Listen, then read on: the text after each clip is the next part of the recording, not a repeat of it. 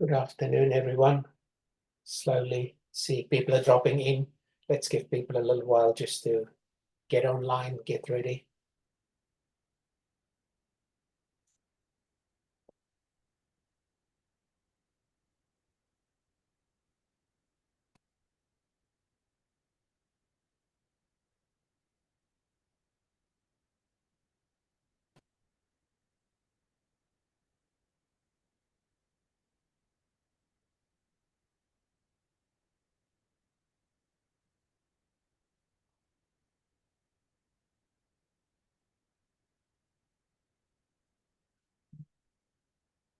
Okay, while everybody's still joining, I shall probably start just some of the practicals. I see people are still dropping into the room.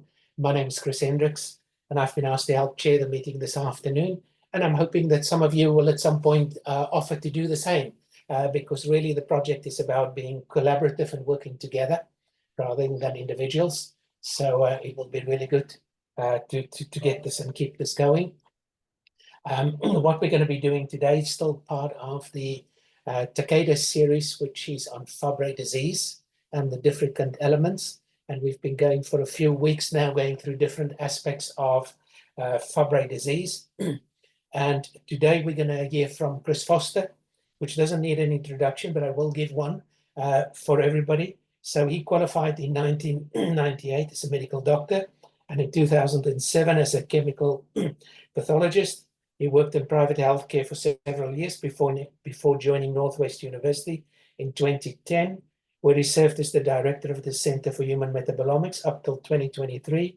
And in 2023 was seconded to the UNWE program and the Diplomix initiative to advance the diagnostics for rare and undiagnosed disorders in patients. So please join the program. But I think that's all I'm going to say to Chris, and I'm going to say over to you, Chris, and talk to us about the cardiac implications in Fabry disease. Thank you, Chris. Just please confirm that you can see my screen. Yes, I can see it. Okay, fantastic. Thank you, everyone. Thank you for the opportunity to present. This particular topic would have been best to have a cardiologist present this, but we couldn't find one. Eventually, I did find one, but not in time. So I'll be presenting tonight. I'll try my best. Maybe in future, we will have another presentation by a cardiologist. But I think after the series, we'll need a little bit of a break from Fabry. Okay, so I hope I can teach you something about the cardiac presentation of Fabry tonight.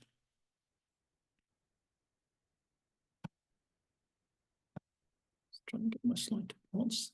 Oops, that's a bit too quick.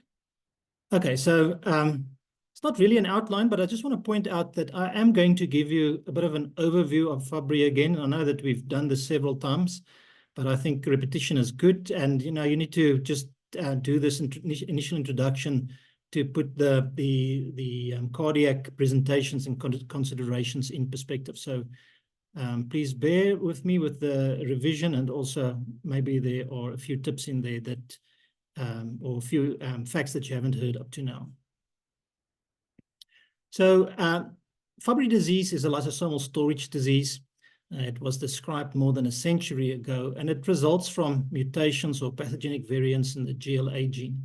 This gene encodes lysosomal acid galactosidase A, and a deficiency in this enzyme then causes the accumulation of complex glycosphingolipids. It's actually not just the sphingolipids, you know, it's essentially any oligosaccharide, be it on its own or as part of a glycolipid or a glycopeptide, where the terminal sugar is a non-reducing alpha-D galactose. So this enzyme hydrolyzes that terminal sugar, and if the enzyme is deficient, then that cannot actually happen. So there's actually a whole range of different metabolites that accumulate, but the sphingolipids is particularly prominent, and of the sphingolipids, GB3 or globotriaosylceramide, we also call it GL3, so I'm going to be using GB3 and GL3 a little bit interchangeably, but that is a major metabolite that accumulates, and it's also involved in the pathogenesis of the disease, so it's a good metabolite to monitor. I can perhaps just illustrate here a little bit on the slide. So these are the metabolic pathway of the sphingolipids. Sphingolipids consist of a ceramide backbone to which a oligosaccharide chain is attached. And you can see that you can get different types of chains. If you have this particular configuration of glucose, galactose, galactose, then it is a globoside. And one of the prominent globosides is GB3. But there are, of course, others as well, like, for example, Gal2 ceramide. So there's a whole range of metabolites that accumulates. But GB3 is particularly prominent. And like I've mentioned, there's now quite sufficient evidence to show that it's involved in cellular dysfunction, inflammation, increased apoptosis, and eventually fibrosis, which is the common end pathway in Fabry disease. And I'm going to show you a little bit more detail on the role of lyso-GL3 and GB3 at a later stage. Just a little bit on the epidemiology. So initially, when this was estimated based on diagnostic rate, it was reported as 1 in 40,000 to about 1 in 120,000. But there are now a couple of newborn screening programs that have shown us that the prevalence is quite a bit higher, or the incidence in the case of newborn screening is quite a bit higher than what we initially estimated. So there are many patients that goes undiagnosed.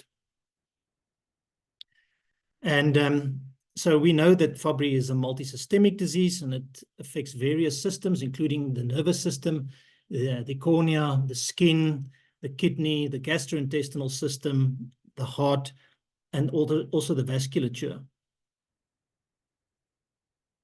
Now, very important with Fabry, it is an X-linked condition, but two aspects are of critical importance. The first is that male patients are fertile. So often in X-linked disorders, the male patients do not reach fertility. And that creates a bit of a different pedigree than what we see here for our Fabry patients where males are fertile. You almost get the idea this looks like an autosomal dominant disease because they affected patients in every generation. But this is in fact not the case. And I'll show you just now how we can distinguish between the two. And the other important thing is that female patients do actually present, or some of them will present. So if we just look at the Mendelian segregation that I've shown here, here's an example of a female that can either be a carrier or be affected. And you can see that there's a 50% chance that she will pass on the mutated gene. And this can be either to a daughter or to a son. So all of her daughters will have a 50% chance of being a carrier and or affected, and all of her sons will have a 50% chance of being affected. On the other hand, if the father is affected, you will see that he can only pass on the affected X chromosome. So in all cases, in all daughters, they will all be carriers or affected, while all of his sons is normal. So the way in which you distinguish these X-linked inheritance from autosomal dominant inheritance is you look at the transmission from father to siblings. And if you find there that it's only transmitted to daughters, then it's most likely an X-linked inherited condition. The other thing that is quite interesting is the phenomena of the females that do present. So, and this is due to variable presentation. Well, the presentations in females is variable due to skewed inactivation of the X chromosome.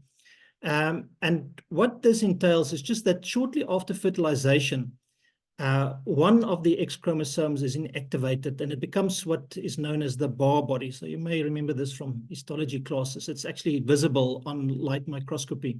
And the reason why this happens is it prevents a double dose of the X chromosomes in females. So it's an important physiological process to ensure that there isn't an increased expression of those X chromosomal genes.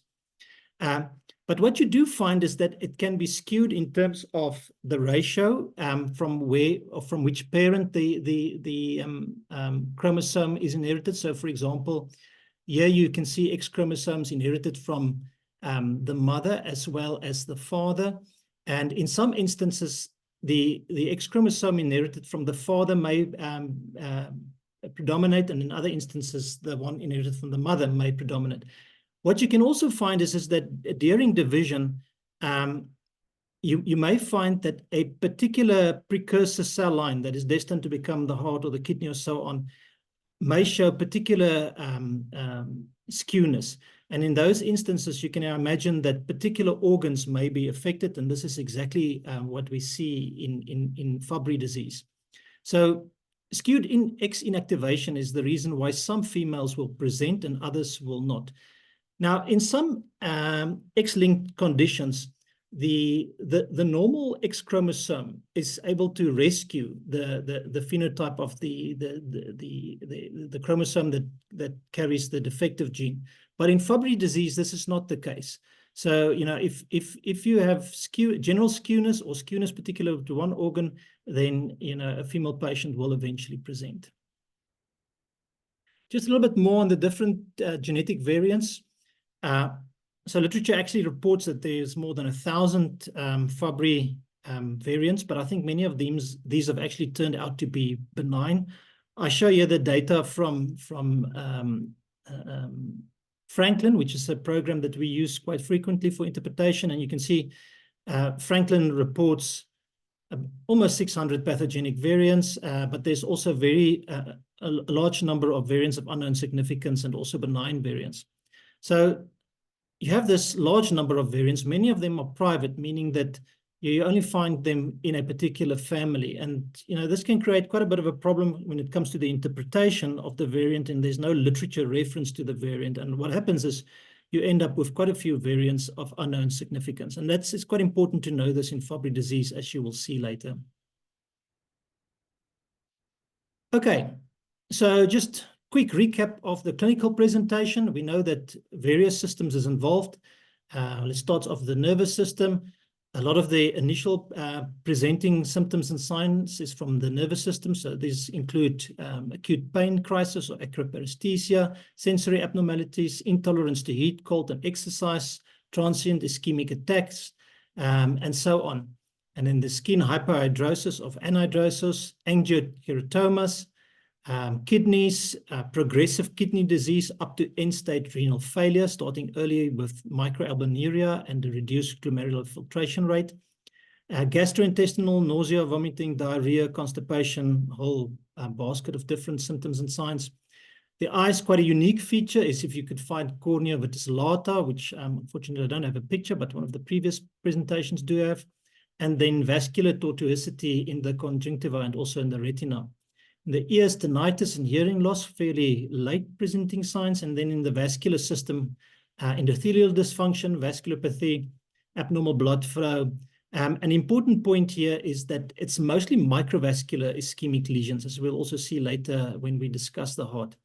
And then the heart itself, arrhythmias, conduction abnormalities, left ventricular hypertrophy, valvular dysfunction, and also potential heart attack and heart failure. So that's just a brief recap of the different symptoms and signs that we see in Fabry disease patients. Now, one thing that is quite important to understand is that these symptoms and signs appear at different stages in the lifetime of the patient. So in classic Fabry disease, very early on, the pain, febrile ill and acroparesthesia starts. At around about the same time, angiokeratomas develop and hyperhidrosis. And this is responsible for the typical symptoms that we see in pediatric patients that present with classic Fabry disease. Then quite a bit later starts the proteinuria, the cardiomyopathy, and the central nervous system findings. And what is important is that even though you can pick them up early, they may not be apparent. So you can find that patients can present actually quite late with these cardiovascular, renal, and cerebrovascular symptoms and signs. Also important to note that the acroparesthesia eventually decreases, so it's important that you ask the patient about that when you consult the patient. Angiokeratomas remain. So we classify Fabry into classic and then later onset Fabry. And there's a couple of factors that determines this, but one of the most important things is the residual enzyme activity. So in classic, there's virtually no enzyme activity, whereas in later onset, there's some residual enzyme activity. And there are two effects of this. The one is that the later onset Fabry disease do not actually present with the childhood symptoms. So these are the acroparesthesia, hypohidrosis, intolerance to heat, and so on. The other thing is that the later findings, the renal, the cardiac, and the cerebrovascular findings presents later in the later onset Fabry disease. So where you would find that renal onset is in the first or second decade, in classic Fabry it only appears in the third decade. And then renal complications, as an example, in the fourth decade of classic Fabry disease, and only in the fourth to sixth decade of patients with later onset Fabry disease. So just to summarize again, the later onset do not present with the pediatric or the childhood symptoms, and then the onset of disease is a little bit later. There are many conditions that is reported to be form part of the differential diagnosis of a patient that is suspected to have Fabry disease. I'm not going to go through all of them, just because I think we'll run out of time. But I think, an important observation that one can make here is that I think you wouldn't easily confuse Fabry with any of these conditions if you know about it.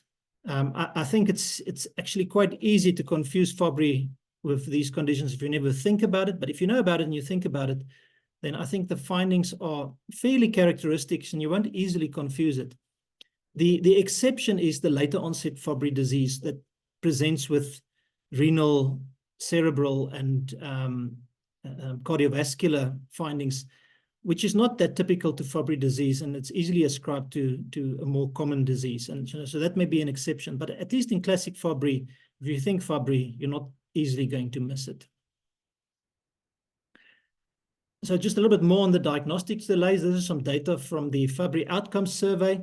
And what they've done here is they've looked at various indicators in the period from 2001 to 2006, and then also in 2007 to 2013, which is a little bit more faded colors.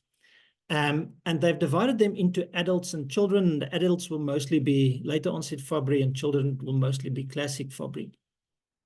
So if you look at the median age of symptom onset, you can see in the adults, it has actually become progressively later, perhaps just because we've become more sensitive to picking up later onset cases, and to some extent the same in children.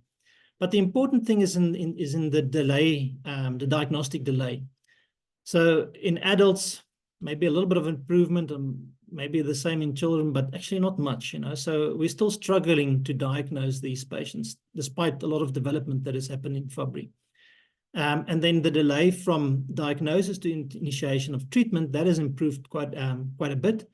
But certainly the delay in diagnosis is probably the most important factor at this stage in determining the prognosis of Fabry patients.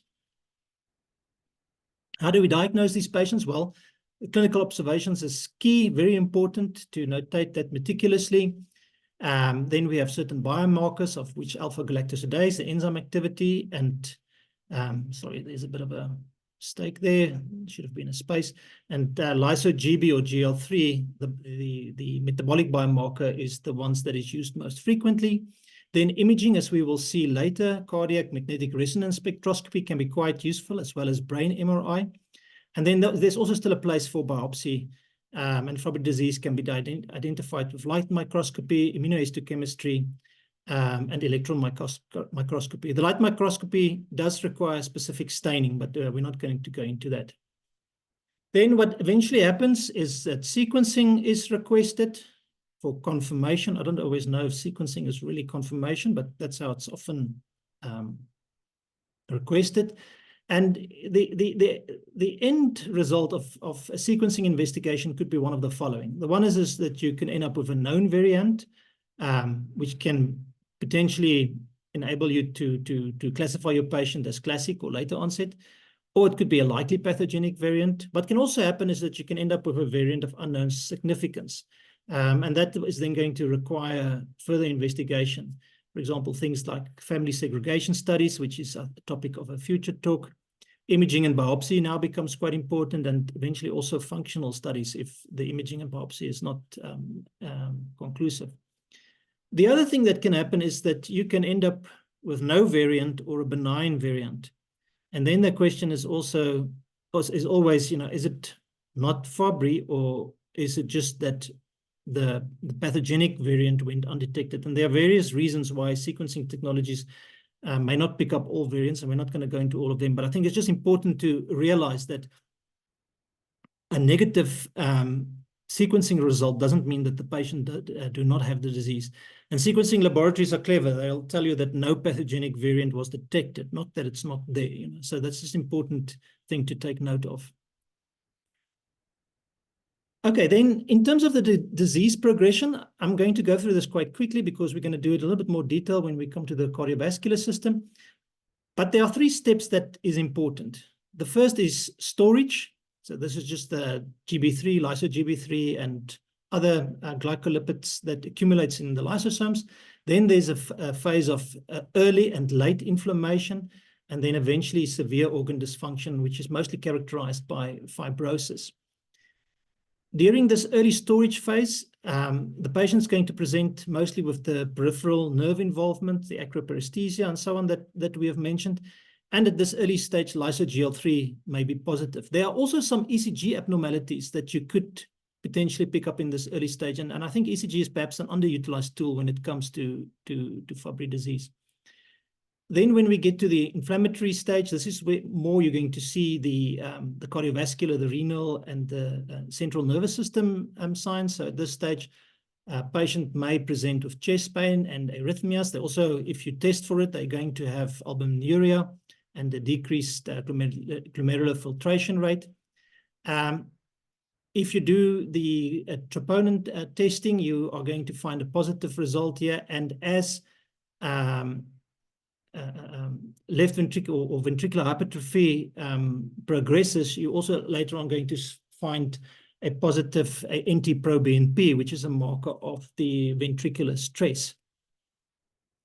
Then as the disease progresses further, then eventually you're going to end up with an advanced cardiomyopathy, end-stage renal failure, strokes. And then in this particular reference, the cardiac imaging is listed here at severe organ dysfunction, but I think there's actually a case to move it back to the earlier stages. And so it may be a useful tool to determine early onset of disease. So I'd just like to point that out so that I think these cardiac imaging techniques may actually be quite useful. Okay, and then just briefly on the treatment topic that Chris Hendricks covered in a lot of detail. So it's enzyme replacement therapy, which is available in South Africa. The supportive care is, of course, very important, particularly in Fabry disease. You cannot only treat the patient with ERT. And then there's also some other therapies on the horizon at this stage. Okay, so ERT is available in South Africa, and as we diagnose more patients, I think an important question that's going to come up is, who should be treated when? The current international guidelines, which I think is actually quite appropriate, says that, if you have classic Fabry disease and you're a male patient, you would typically start treatment at diagnosis, and, these are the different ways in which the patient can present. If you're a female patient and you are symptomatic, then you will also start treatment.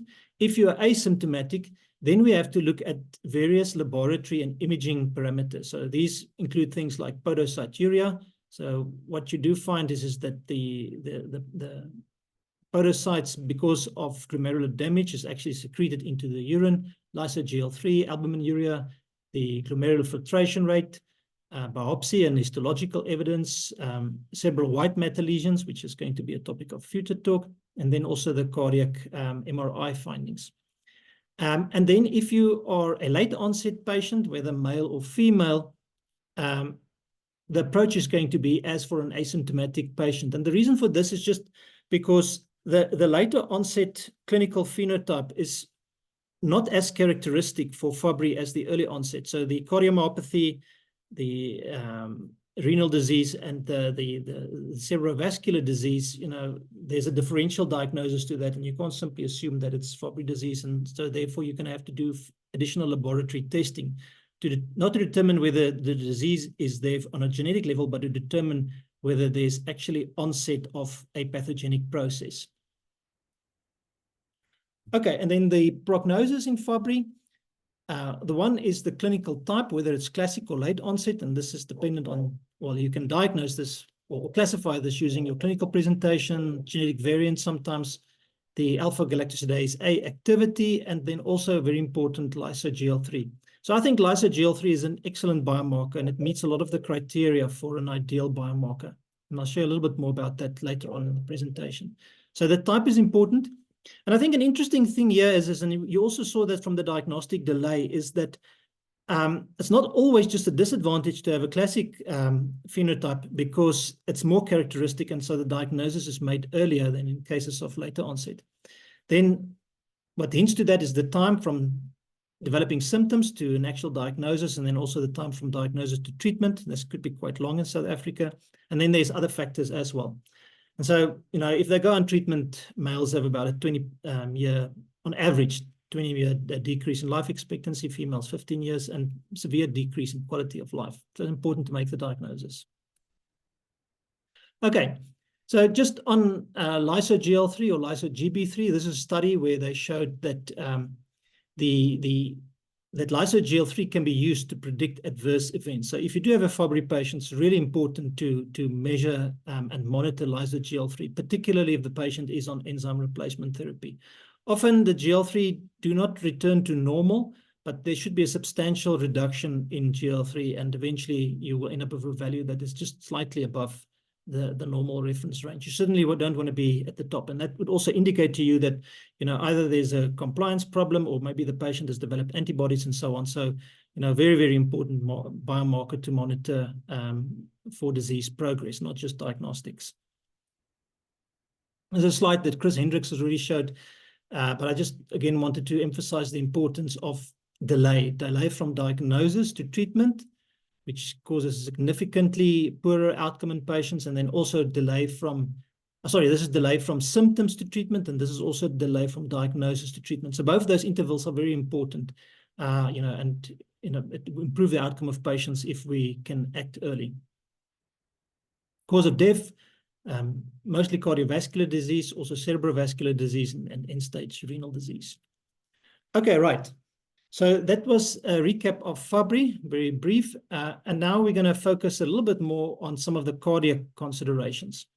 So here are some interesting facts about Fabry that I think would be of great relevance to the cardiologist or anybody that works in cardiology. So Fabry is diagnosed in 1 to 3% of patients with unexplained left ventricular hypertrophy. And I remember from my clinical days that this is quite a common finding. I just didn't know about Fabry disease at the time. So we may be missing quite a few patients that with left ventricular hypertrophy that never gets tested for Fabry disease. The onset is a little bit earlier than what you would expect for a patient that presents with ventricular hypertrophy due to hypertension. So in males, it's 32 years on average. Females, it's 40 years. But that's just the average. So there's a large spread, and there's certainly a large overlap with hypertension. And also in South Africa, particularly amongst the Black patients, we've got quite severe hypertension with early onset left ventricular hypertrophy. So there is an overlap there. The other thing that is important, of course, is that cardiac disease is a major cause of mortality and morbidity, as I've already shown. So making the diagnosis is really, really important. Okay, so this is actually not just the cardiac pathogenesis. This is the pathogenesis for most tissues. But in terms of cardiology, and like I've already mentioned, lyso-Gl3 is an excellent biomarker, because in this case, it's also to a large extent driving the disease pathogenesis. So when GB3 and lyso-Gb3 accumulates in cells, it activates certain secondary pathways. And what you find in the cell is dysfunction of various organelles, including the endoplasmic reticulum, the Golgi, the mitochondria, the sarcomere. And then the GB3 and lyso-Gb3 is also secreted, where it actually acts as antigens, binds to antigen-presenting cells, which in turn activates natural killer cells. And this drives the whole inflammatory process. So remember what I showed you. It starts off with storage, then inflammation, and then eventually fibrosis. So the whole inflammatory process is quite important. And this affects different cardiac tissues slightly differently. So here, in terms of the different tissues that is involved, we have the vasculature, which consists of the endothelial and smooth muscle cells. Here, there are two things that is of major importance. The one is that GB3 and lyso-GB3 is released, and they act as antigens or damage-associated molecular patterns.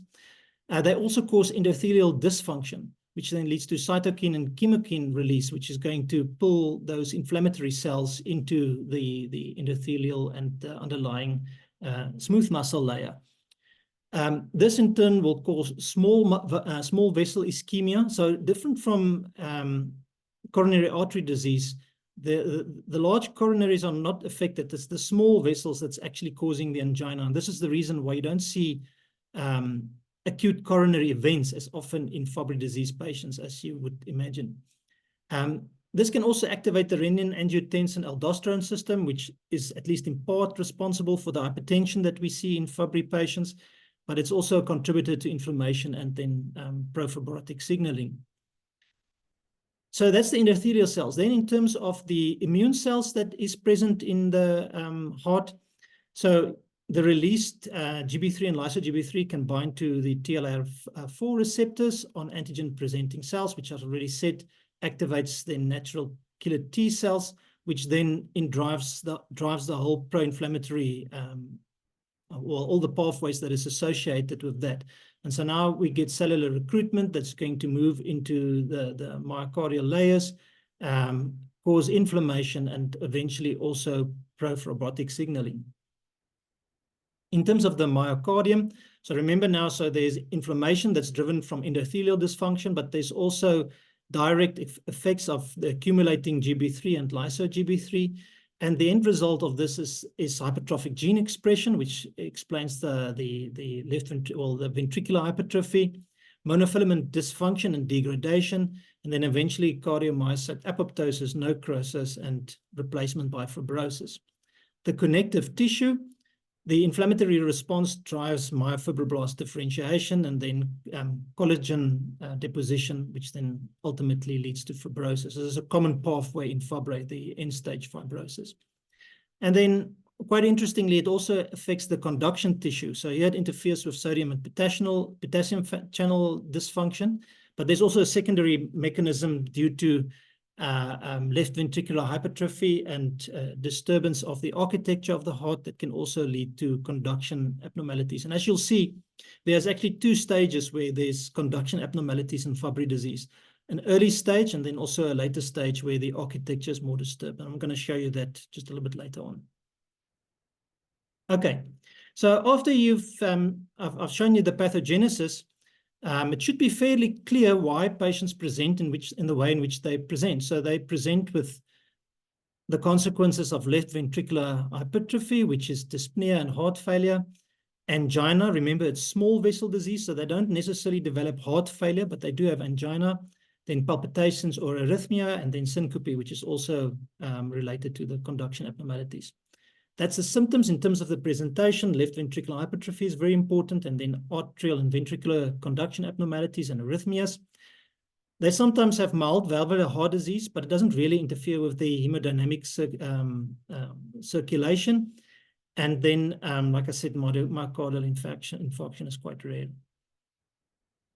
Okay, now, this you've seen before, but there's something important here that I'd like to highlight. So the way in which you, in our laboratory, the way in which you diagnose Fabry disease is, you request it on a dried blood spot card, the 6-plex LSD test. If you're a male patient, we're going to do the 6 enzyme, including alpha-galactosidase A, and that will normally be low, which will then trigger sequencing of the GLAG and lyso-GL3 as a baseline indicator. So here we're going to lose lyso-GL3 for monitoring. On the other hand, if you're a female, then we know that the alpha-galactosidase A is often normal. So we will do that still, but we will always send them for lyso-GL3. And if that's elevated, we will then request GLA sequencing. Now, there are two things here that I think is of major importance. The one is that it's now quite clear that there are patients, particularly female patients, that will be missed with the strategy. So you can test the enzyme activity, you can test the lyso-GL3, and it will both be normal and they'll still be affected by Fabry disease. So currently, we don't have a good mechanism by which we can prevent this from happening, or will prevent us from sending out not really a false negative report, but a negative report in a patient that actually has Fabry disease. The other thing is that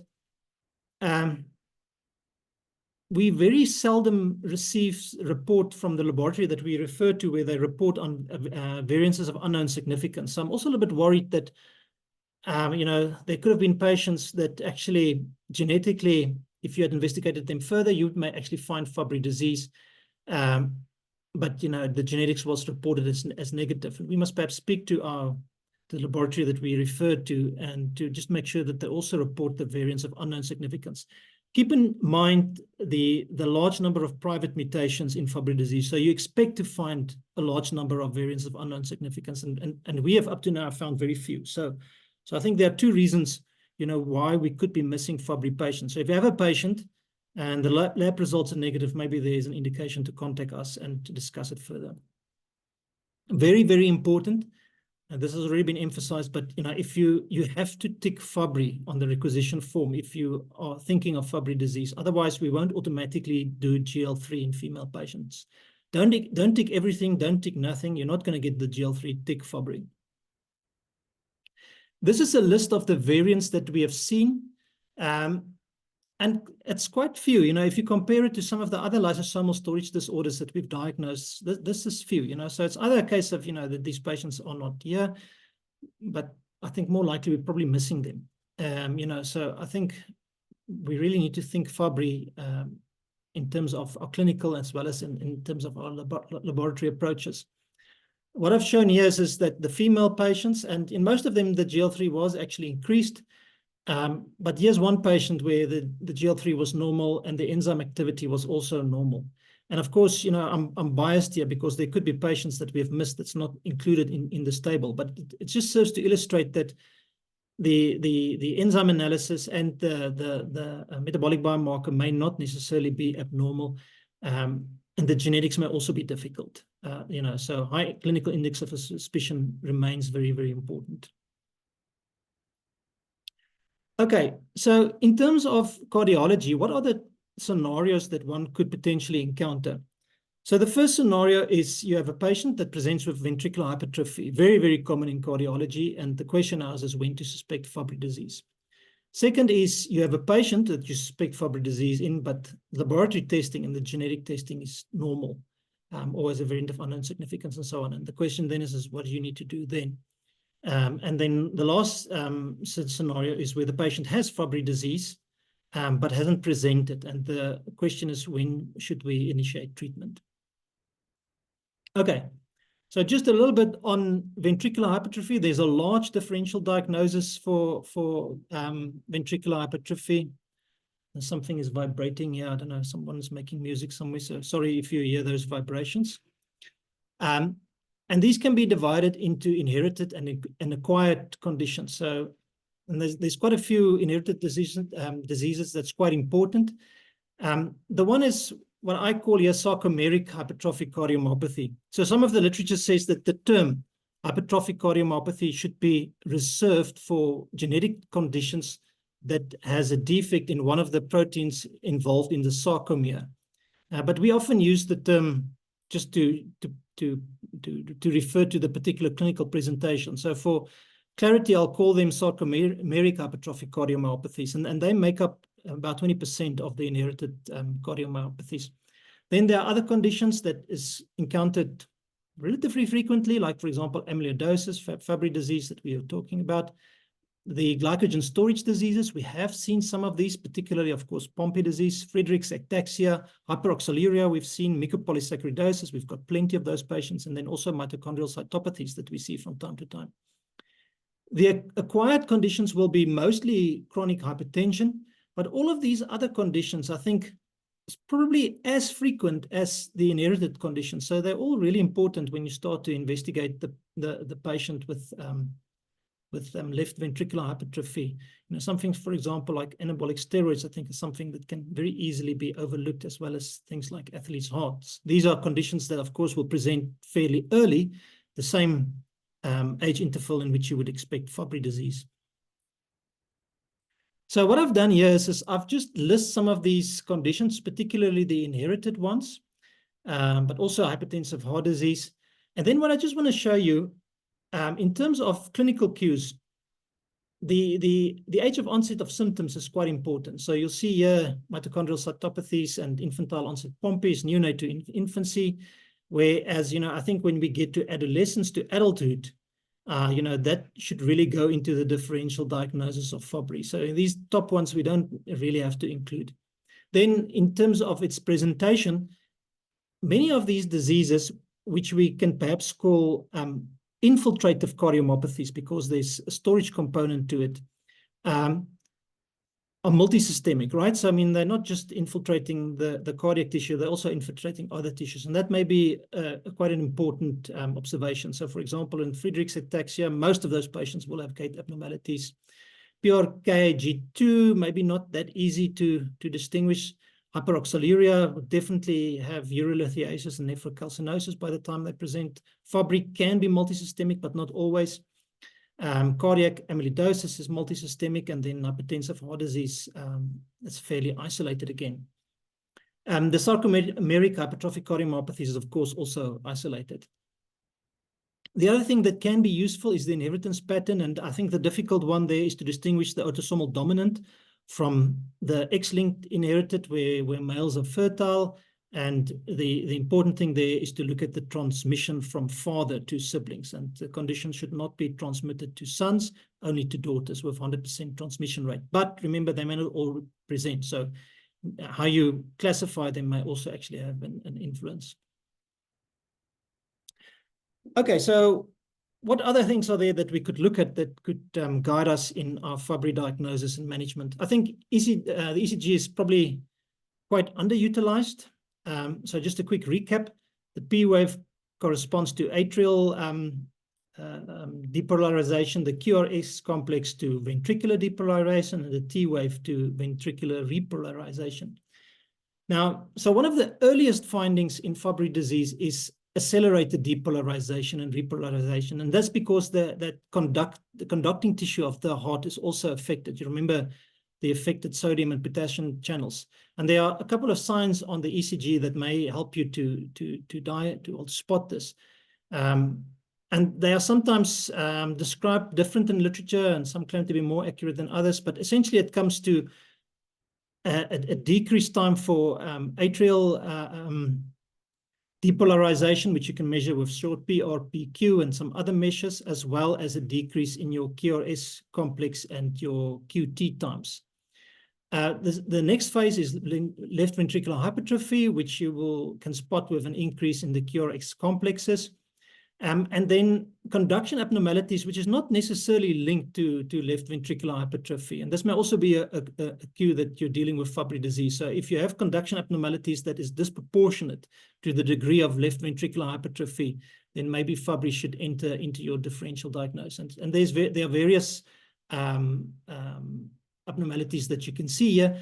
But important thing that I want to point out is that eventually the PR time actually starts to increase. So if you've got a patient that has got fairly advanced disease, you may not necessarily see that short PR interval.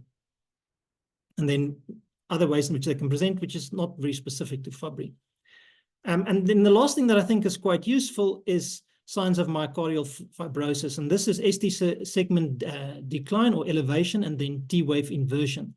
And again, this is not specific to Fabry. These are very common ECG findings. But the important thing there is that myocardial fibrosis would be unlikely, when you don't observe this. So, and this may be a way in which we can save on very expensive imaging investigations. So most of these patients will at some stage get echocardiography. Unfortunately, there are not really any pathognomonic features. Diastolic dysfunction that precedes ventricular hypertrophy, which is not that uncommon. It's usually symmetric or concentric hypertrophy, which distinguishes it from the sarcomeric hypertrophic cardiomyopathies, but similar to hypertensive cardiomyopathies, which is really the one that we are trying to distinguish from Fabry.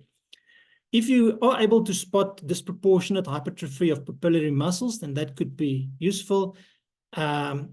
some other signs that is, again, not very specific. What is a bit helpful is if you don't have any outflow obstruction. So in those sarcomeric cardiomyopathies, you would normally have outflow obstruction because of septal hypertrophy. So this you don't often find in Fabry. I must say, these are the common ways in which Fabry presents. So usually it's symmetric and concentric hypertrophy, but it may also be septal, So echocardiography, probably not that useful from a diagnostic perspective, but certainly useful from a monitoring perspective. Then recently, there's been new techniques that has been described, maybe not that recently anymore, that makes use of cardiac magnetic resonance imaging. And I'm not too familiar with these techniques, but I'll just try and give you a little bit of an explanation of how this works. So there are two techniques here. One is mid-layer posterolateral late gadolinium enhancement, and the other one is T1 and T2 relaxation time mapping. So let's start with the T1 and T2 relaxation time mapping. So just in very, very simple term, is if you stimulate the protons in the sample using a radio frequency pulse, they become, let's call it, activated. And then T1 measures the time necessary for relaxation from the activated states, and they also become aligned. And T2 measures the time of loss of that coherence. And the T1 and T2 times are indicated of fibrosis, T1 time, and edema, the T2 time. So it's not that specific, but it is quite helpful. So it's fairly specific for fibrosis and edema, but there are other conditions that will also increase, as, for example, the presence of tumors, etc., and so on. The gadolinium enhancement is very similar. Well, is actually a T1 mapping technique. So gadolinium is injected as a contrast, and what that does is it concentrates in fibrotic tissues, and it also decreases the T1 relaxation times, which causes the particular area to flare up. And this is what we see in the late gadolinium enhancement technique. And what you're going to see in Fabry disease is a mid-layer posterolateral enhancement. So with left ventricular hypertrophy that is due to hypertension, the subendothelial area is the area that is prone to fibrosis. So if you do if you do gadolinium enhancement, it's going to concentrate in the subendothelial area. But if it concentrates here in the posterolateral segment and fairly in the middle of the myocard, then that would be a sign of Fabry disease. So you can see in this patient, initially there was nothing, no fibrosis, and now there's this area of fibrosis that's fairly specific to Fabry disease. So in all of the other diseases, you see other forms of fibrosis, other spreads, and so on. But this is fairly specific for Fabry disease, and is certainly a sign that the disease is progressing. In terms of the T1 and T2 relaxation mapping, remember that I said T1, which is illustrated here, is indicated for fibrosis. So you can see here, maybe you need a bit of imagination, but you can see the more green and more blue areas have started to increase, which is a sign of a very early fibrosis.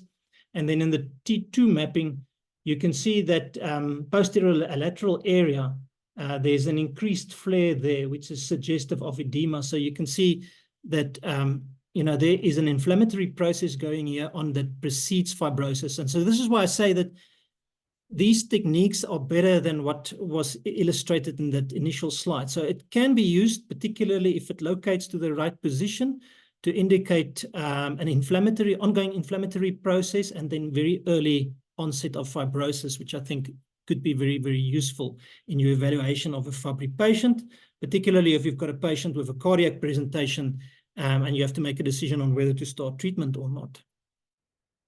Don't worry, I'm almost done. Okay, a little bit similar to a previous slide that I've shown you, but I just want to emphasize the importance here is that, in Fabry disease, we start off with storage.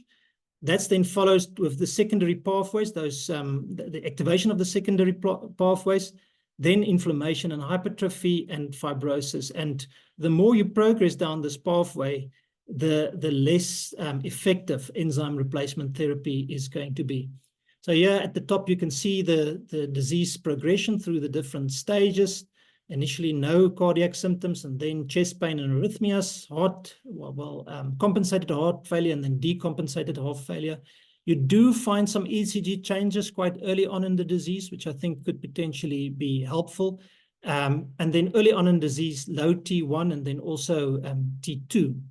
And then the biomarkers, very early, you could find lyso-Gb3. Maybe proteomics and metabolomics is going to reveal some new markers. And then your other markers of myocardial disease and myocardial stress. And all of these helps you to evaluate the patient and the stage that the patient is. Okay, so to summarize just briefly, in terms of the cardiac presentation of patients, there are clinical manifestations that is important. The ECG is important. The laboratory findings is important. And the cardiac imaging is important. The closer these words are to the center, the more unique they are to Fabry. I'm not always sure that I completely agree with what they show here. But certainly cornea verticillata is very characteristic, angiokeratomas, juvenile stroke, and then heart failure, preserved ejection fraction. I'm not so sure that that's all that specific. Here, the indicators of increased depolarization is important in the ECG early on. Later on, findings not that specific. Increased lyso-GL3 or GB3 is important, as well as enzyme activity.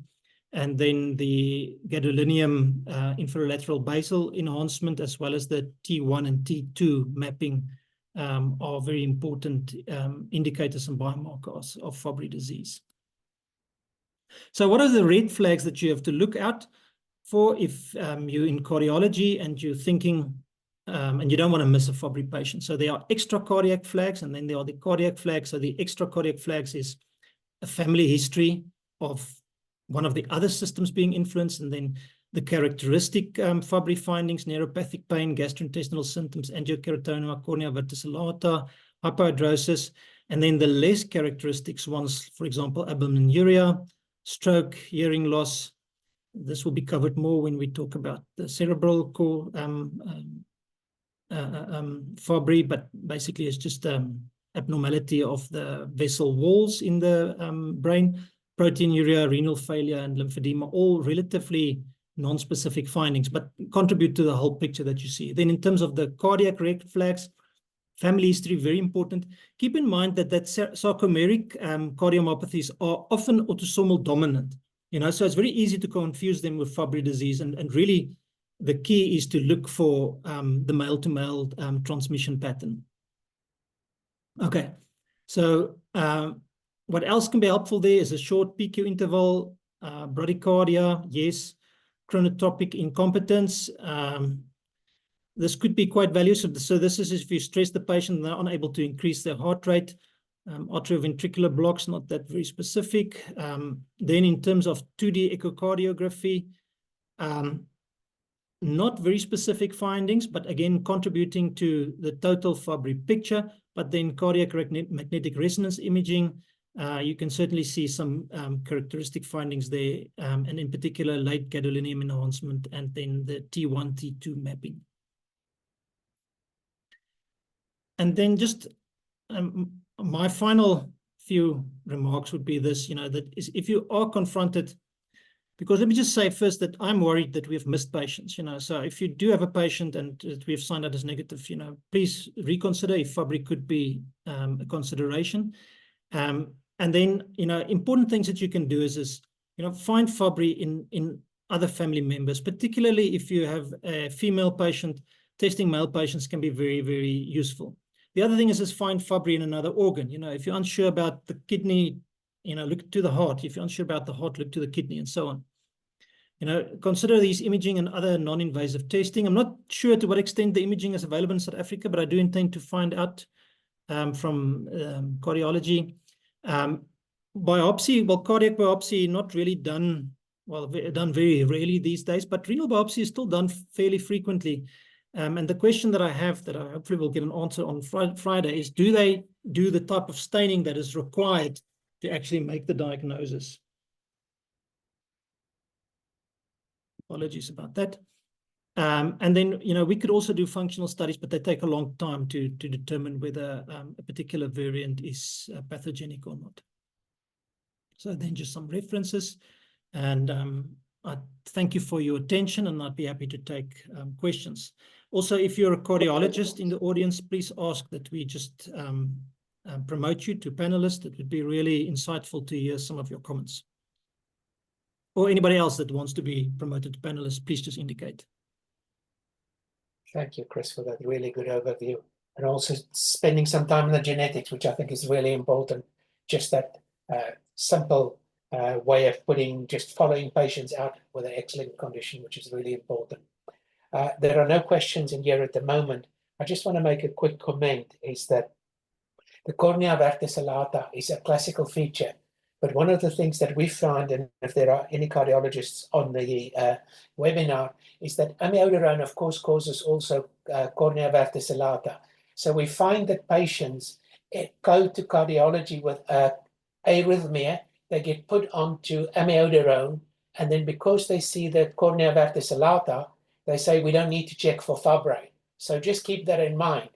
You may have actually just masked the cornea verticillata because the patient presented with an arrhythmia rather than it. So do keep that in mind. And of course, less used by us, but more at your end, is quinine is also another cause for cornea verticillata. Let's see if there are other questions. Please feel free to put your hand up if you want to be unmuted as well. And I'm just going to ask, Christy, have you looked at any of the inflammatory markers in any Fabry patients, and are they available? So the things that people have previously looked at is IL-10, which is a potential modifier gene for Fabry disease. All of these markers are available on a research level. I mean, I know there's, now maybe I mustn't say all of them, but a lot of these inflammatory markers are available, and there's been a lot of research studies using these markers. They're often fairly unstable and got very stringent collection requirements and so on. So, yeah, I don't foresee that they're going to make it into routine clinical practice very soon. The one that I'm quite interested in is podocyturia, if that could be used as an early marker. And then, if you do have that, then I'm sure there must be some metabolomics and proteomics markers as well. And we're actually well positioned to look at these things, except for the fact that, as of, I think today, we've only got 14 or 15 Fabry patients. So we need to diagnose more of them before we can start to investigate the utilization of these additional markers. Good. There's a question. Could sudden cardiac death among the athlete be caused by Fabry? Well, I think, the athlete's heart is possibly, one of the conditions that can easily be confused with Fabry because of the age. However, the physical condition of the patient should be quite a bit different. So maybe not so much in the later onset disease, but certainly, if you do have a patient that is a top athlete that presents with ventricular hypertrophy, then actually athlete's heart should enter the equation. If you've got Fabry, and of course, the more severe Fabry you have, the less likely it is that you're going to present with athlete's hearts because you're going to have an aversion to exercise. Yeah, absolutely. And I think one thing just to add in there, our patients, we find that it's the arrhythmia that actually is the major cause of death. So we do traditionally a 24-hour ECG on all of our patients when they visit the clinic. And if there is any abnormalities, they would very easily get a loop recorder inserted, just to make sure, because it is really the cause of sudden death for many of our Fabry patients is the arrhythmia, and it's usually during the nighttime, and it tends to be, from what we kind of deduct, mostly bradyarrhythmia. Yeah, I think, if I could see more Fabry patients, and I think one thing that one should certainly do is serial ECGs, because the ECG actually tells a fantastic story of how the disease evolves. So if we could get some data, it would be really interesting to look at that. And then for those who've seen pediatric patients, another group in Croatia done quite a lot of work. And they looked at all the pediatric ECGs. And they said, although pediatric patients doesn't have cardiomyopathy, they tended to find that the P waves are slightly longer than normal. So the PR times actually get shorter. So although they've got no cardiomyopathy, even in a pediatric patient, it's worthwhile doing the ECG, and especially keeping an eye on that, because it may be another early sign that you've got Fabry disease developing. I will give, if there's any more questions, I know we're coming right up onto time, so I won't drag it out if there are no new questions. But also, as always, if somebody's got a question afterwards, you only think about it, please feel free to reach out. We will get back to you and get the answers back to you. And thank you for joining the webinar tonight.